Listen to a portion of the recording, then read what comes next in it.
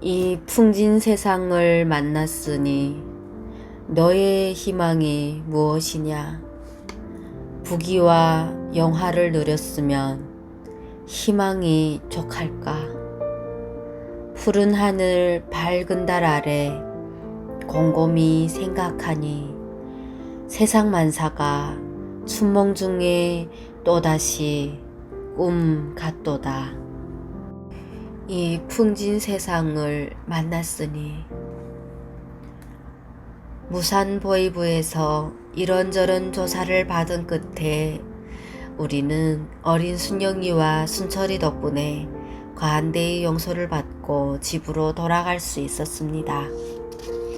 그만하면 정말 다행이었습니다. 그곳에서 우리 집까지는 좋기 150리는 되는 거리였습니다. 근심이 가득한 어머니의 얼굴색은 시커멓게 죽어 있었습니다. 터벅터벅 발걸음을 옮기던 어머니의 모습을 지금도 잊을 수가 없습니다.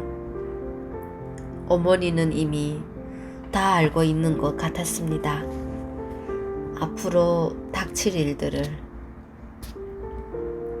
순영이와 순철이는 길 위에 쌓인 눈으로 눈싸움도 하면서 웃으며 걸어갔습니다. 힘들다는 말 한 번 하지 않으면서 그렇게 이틀을 걸어 도착한 우리 네 식구에게 또다시 무서운 처벌이 기다리고 있었습니다. 우리가 중국으로 도강한 사실을 무산보이부에서 아버지 기업소에 알려준 탓에 여명회의에서 어머니를 찾았습니다.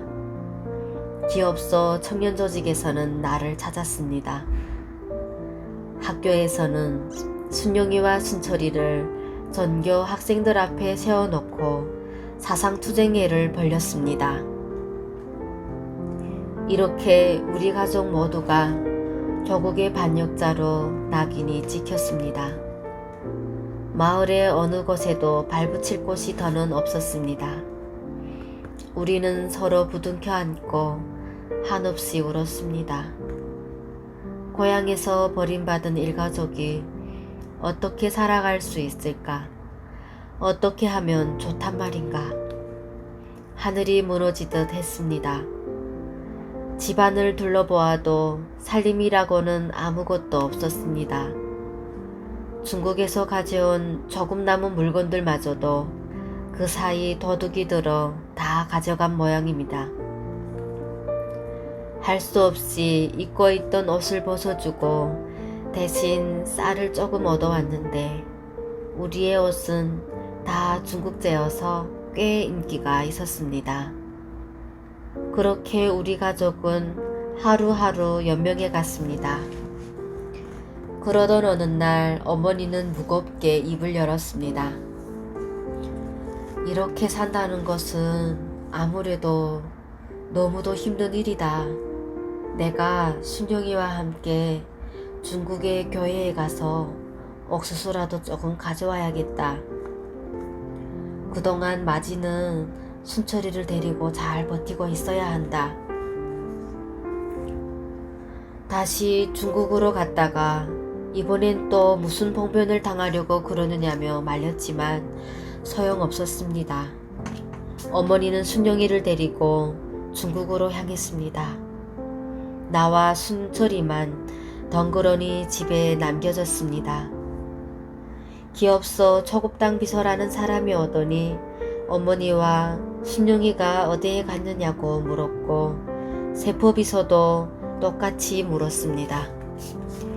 먹을 것이 없어 지방에 빵 장사하러 갔다고 둘러댔습니다. 그렇게 한 보름 정도 지났을까 어머니가 왔습니다. 등 뒤에 무거운 쌀 배낭을 찍어서 쌀 배낭만 보아도 기분이 좋았습니다. 옛 속담에 쌀떡에서 인심이 난다는 말이 아마도 그래서 나온 모양입니다. 순철이도 뛸 듯이 좋아했습니다. 그런데 어찌 된 일일까?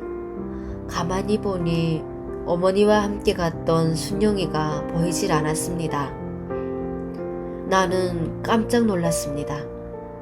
중국의 생활 환경을 경험한 순영이가 보이지 않는 이유는 그곳에 남아 살고 싶어서였습니다.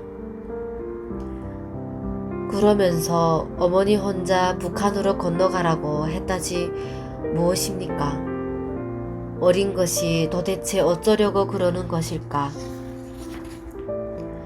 다음 날 다시 중국으로 가겠다는 어머니에게 가지 말라고 간청했지만 막무가내였습니다. 엄마, 꼭 올 거지? 쌀 많이 가져오고 다시는 가지 마, 응? 순철이도 어머니의 옷자락을 잡고 울면서 가지 말라고 졸랐지만 소용없었습니다.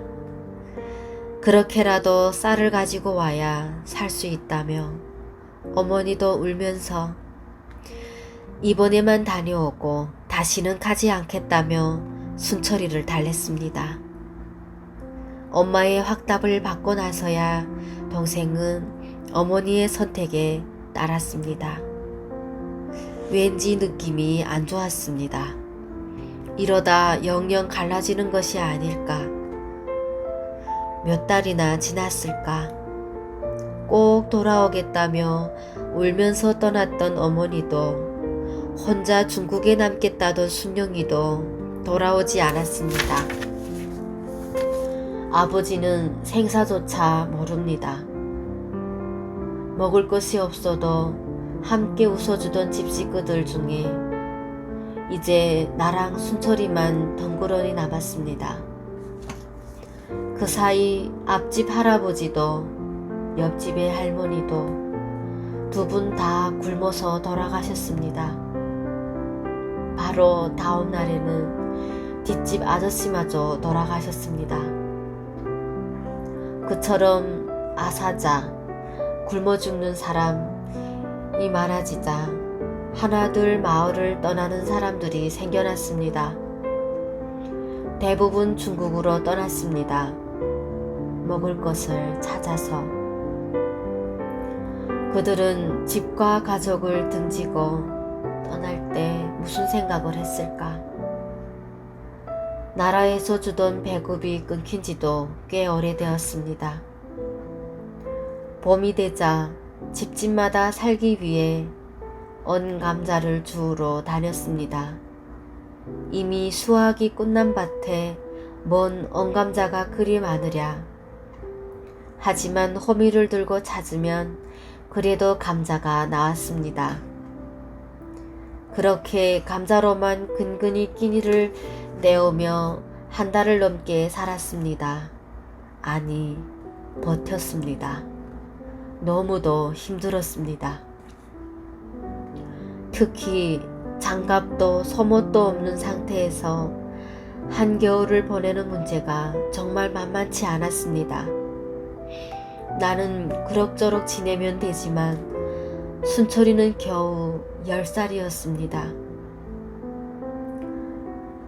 어린 동생이 참고 견디는 모습이 안쓰러웠습니다. 다 깨진 모자를 눌러쓰고 언감자를 캐던 순철이가 닭똥 같은 눈물을 떨구며 참았던 입을 열었습니다. 누나, 쌀 가지러 간 엄마랑 작은 누나는 도대체 언제 와? 순간 가슴이 찢어지는 것 같았습니다. 눈물을 들키지 않으려고 머리를 숙인 채 아무렇지 않은 척 호미로 흙을 푹푹 찔러 뒤집으며 언감자를 찾으며 입을 떼었습니다. 순철아, 엄마가 곧 올 거야. 쌀 많이 가지고. 그때는 이런 언감자 먹지 않아도 돼. 그러니 조금만 참자, 응? 마치 순철이가 기다리는 것이 엄마가 아니라 쌀이라도 되는 양 답을 하며 순철이를 조용히 안았습니다. 눈물이 순철이의 모자 위로 똑똑 떨어졌습니다. 너무도 속삭한 마음에 그 옆 숲속에 있는 나무에 기대어 하늘을 쳐다보며 말했습니다. 어머니, 아버지, 어디에 계십니까? 저 너무너무 힘듭니다. 너무 힘들어서 지쳐 쓰러질 것만 같습니다. 저녁이 되었습니다. 방안을 휘둘러 보아도 나무 꼬챙이로 휘둘러도 걸릴 것이라곤 하나 없는 방안은 싸늘하기만 했습니다. 가족들의 체온이 그리웠습니다. 저녁이면 5 식구 어긋하게 모여 앉아 웃음 짓던 우리 가족이 어쩌다가 이렇게 되었을까? 부모와 형제가 보고 싶었습니다. 바이올린을 타던 아버지, 언제나 보살펴주던 어머니, 항상 재롱을 떠는 여동생, 모두 그리웠습니다. 그러나 왠지 만날 가능성이 없을 것 같았습니다. 하늘이 무너지고 땅이 꺼지는 것 같았습니다. 순철이가 눈을 초롱초롱하게 뜨고 있는데도 견디다 못해 자살을 하려고까지 시도해 보았을 정도였습니다. 하지만 내가 죽으면 동생은 정말 어이하랴. 순철이가 계속 눈에 밟혀 이러지도 저러지도 못하는 시세였습니다. 그때 그 심정을 정확한 글로 여기에 담을 수 있다면 얼마나 좋을까. 글로 다 못 푸는 내 심정을 아버지가 자주 부르던 한 곡의 노래 희망가로 달래봅니다. 이 풍진 세상을 만났으니 너의 희망이 무엇이냐.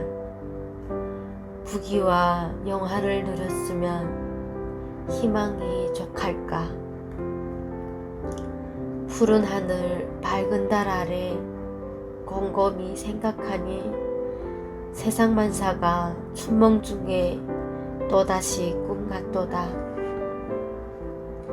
이 풍진 세상을 만났으니 너의 희망이 무엇이냐.